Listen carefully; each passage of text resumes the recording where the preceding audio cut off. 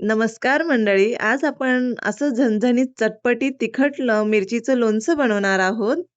ऊन न दाखवताच किती वेळा असं होतं, की भाजी मनासारखी होत नाही. कोणत्या भाजीमध्ये मसाले नसतात, टेस्ट नसतं.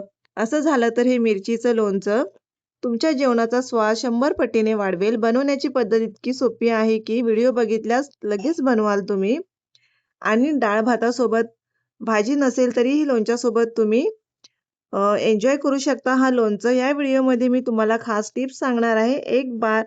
बनव अ, एक बार बनवा, वर्षभरासाठी स्टोअर करून ठेवा. तर आता आपण व्हिडिओला सुरुवात करूया.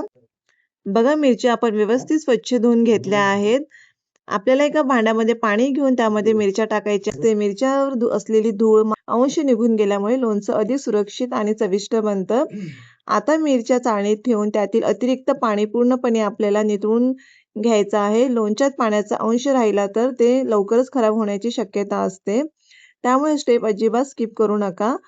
आता एका स्वच्छ कापडाच्या सहाय्याने मिरच्या हलक्या हाताने पुसून घेत आहे मी. यामुळे मिरच्यावरील ओलावा पूर्णपणे निघून जातो. आपल्याला टॅप-टॅप करून आपल्याला पाणी सगळं त्यावरचं काढायचं आहे. लोणचं जास्त दिवस टिकवण्यासाठी मिरच्या पूर्ण कोरड्या असणं खूप गरजेचं असतं. अशा पद्धतीने आपल्याला सगळ्या मिरच्यावरचं पाणी मी इथं 2 प्रकारच्या मिरच्या घेतलेल्या आहेत. जास्त तिखट आणि कमी तिखटाच्या घेतलेल्या आहेत मिरच्या. जास्त डार्क आणि सफेदवाल्या आहेत मिरच्या त्या. त्यामुळे जास्त तिखट होत नाही आणि तिखटपणाचा समतोल राहतो. जेणेकरून लहानापासून ते मोठ्यांपर्यंत हे खाऊ शकतात. आता मिरच्याचे आपल्याला देठं काढून घ्यायची आहेत इथं. ही अतिशय महत्त्वाची स्टेप आहे. जर देठ राहिले तर तिथून ओलावा तयार होऊन लोणचं लवकरच आपलं खराब होऊ शकतं. त्यामुळे प्रत्येक मिरचीचं देठ आपल्याला व्यवस्थित काढून घ्यायचं आहे. मी इथं तुम्हाला दाखवत आहे 4-5 मिरचीचे देठं काढून. व्यवस्थित आपल्याला ते काढून घ्यायचं आहे. पाहू शकता तुम्ही इथं अशा प्रकारे मी काढत आहे. आता मिरच्यामधून आपल्याला सुरीच्या सहाय्याने 2 भाग करून घ्यायचे आहेत. तुम्ही सुरी किंवा कात्रीचा दोन्हीचा वापर करू शकता. कारण की मिरच्या तिखट असतात ना, त्यामुळे व्यवस्थितपणे कात्रीच्या सहाय्याने तुम्ही करू शकता. जास्त तिखट मिरच्या कापताना हाताला जळजळ होऊ शकते. त्यामुळे शक्य असल्यास हातमोजे वापरा किंवा नंतर हात साबणाने व्यवस्थित धुवा. आता मी इथे कमी तिखटाची मिरची कट करत आहे सुरीच्या सहाय्याने. जर इथे मोठी मिरची असेल तर तुम्ही इथं 4 तुकडे सुद्धा करू शकता किंवा छोटी असेल तर 2-2 ठेवला तरी चालेल. आणि जास्त तिखटवाली मिरची आहे त्याचे आपल्याला एक-एकच इथे पार्ट मी आता करून ठेवायचे पॅनमध्ये आहेत. मेथी जर दाणे मिरच्या घेतले आहे, मोठ्या थोडेसे असतील तर बडीशेप यामुळे घेतलेली मसाला आहे प्रत्येक तुकड्याला व्यवस्थित आणि लागतो आणि आपली लोणच्याची चव पिवळी अधिक छान मोहरी होते. घेतलेली आहे. तुम्ही इथं काळी मोहरीचा पण वापर करू शकता. आता हे सगळे मसाले हलकेसे भाजून घेऊया. मसाले जास्त भाजायचे नाही आहेत आपल्याला, फक्त त्याचा सुगंध येईपर्यंत भाजायचे आहेत. यामुळे मसाल्याची नैसर्गिक चव आणि सुवास अधिकच खुलून येतो.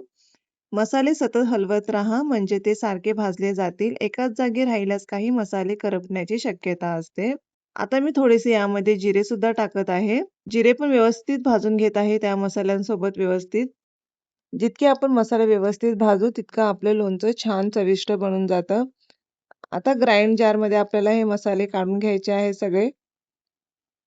इथं बघू शकता मी जास्त भाजलेले नाहीयेत. आपल्याला करपवायचे नाहीत मसाले. फक्त त्याचा सुगंध येईपर्यंतच भाजायचे आहेत. अशा पद्धतीने भाजल्यावर आपल्या मसाल्याची चव छान लागते. आता मी सगळं हे मिक्सरच्या ग्राइंड जारमध्ये काढून घेत आहे.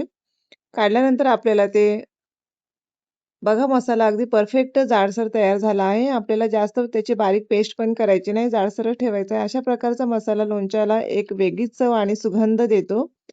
एका वाटीमध्ये मी ते सगळे मसाले काढून घेतले आहेत.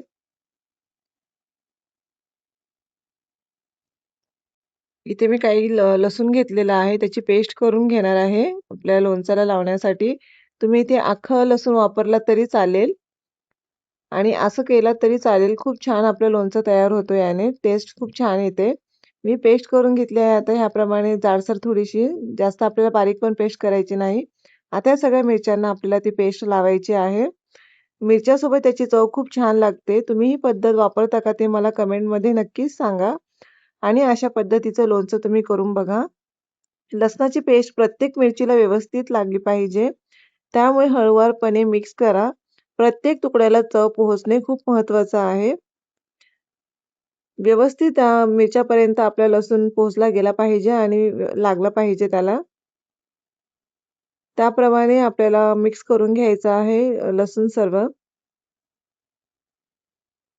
आणि आपण तेलामध्ये लसूण टाकून गरम करून सुद्धा टाकला तरी चालेल. खूप छान चव येते त्याने पण आणि असं केलं तरी छान लागतं.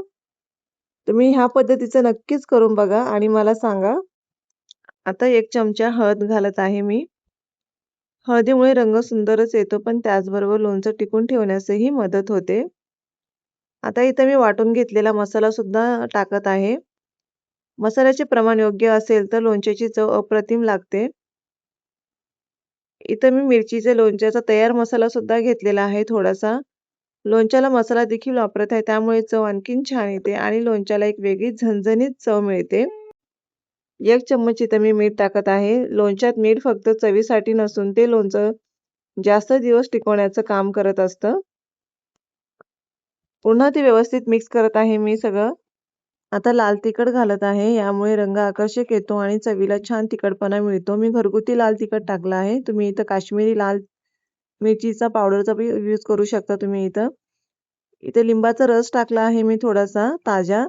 लिंबाचा रस लोणच्याला आंबट चटपटीत चव देतो आणि टिकून ठेवण्यास मदत करतो. जर लिंबाचा रस नसेल तर तुम्ही व्हिनेगरचा वापर सुद्धा इथे करू शकता. आता इथं मी व्यवस्थित मिक्स करून घेत आहे सगळं. प्रत्येक मिरचीला मसाला सारखा लागला पाहिजे. यामुळे प्रत्येक घासाला एकसारखी चव मिळते.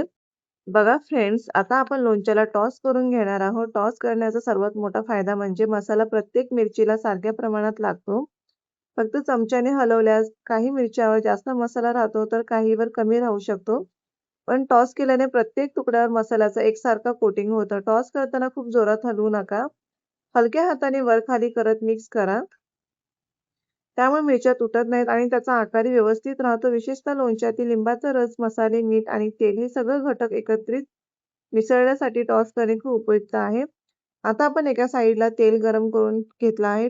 तेलामधून भरपूर सारी अशी वाफ निघाली पाहिजे इतकं तेल गरम करून घ्या आणि गरमच तेल त्यामध्ये नाही टाकायचं.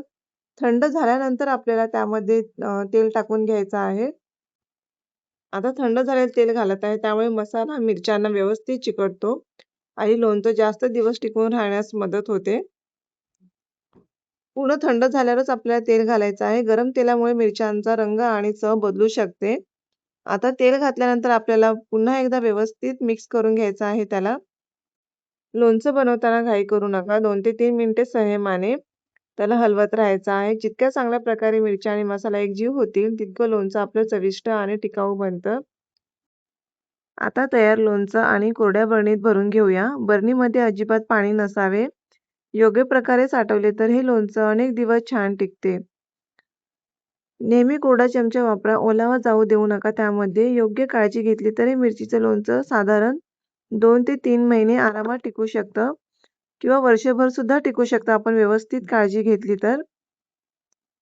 तर मित्रांनो, आपल्या घरगुती स्टाईलचं झणझणीत, चविष्ट आणि खमंग मिरचीचं लोणचं तयार झालेलं आहे. दिसायला जितकं सुंदर आहे, तितकंच खायला अप्रतिम लागणार आहे. तुम्ही ही रेसिपी नक्की करून बघा आणि तुमचा अनुभव कमेंटमध्ये नक्की सांगा. व्हिडिओ आवडला असेल तर लाईक करा, शेअर करा आणि अशाच भन्नाट रेसिपीसाठी आपल्या चॅनेलला सबस्क्राईब करायला विसरू नका. पुन्हा भेटूया नव्या आणि स्वादिष्ट रेसिपीसोबत. तोपर्यंत खा, प्या आणि आनंदात राहा.